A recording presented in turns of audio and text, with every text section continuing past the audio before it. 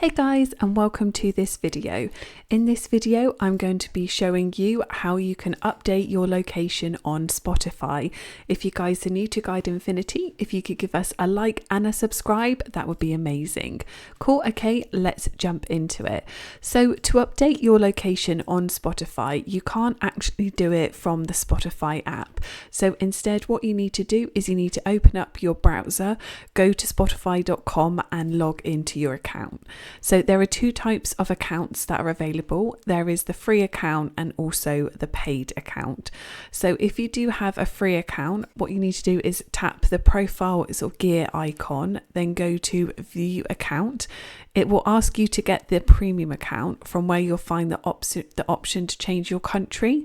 So select the join premium option, but before subscribing to premium, you can tap on the change country at the bottom to update your country. If you already do have a premium account, go to the plan option, where you will then find the option to change country, and then you can use this to change your location on Spotify. And that's it, guys. That is how to change your location on Spotify. I really hope that you guys found this video useful. If you could give us a like and a subscribe, that would be amazing, and I'll catch you guys in the next one.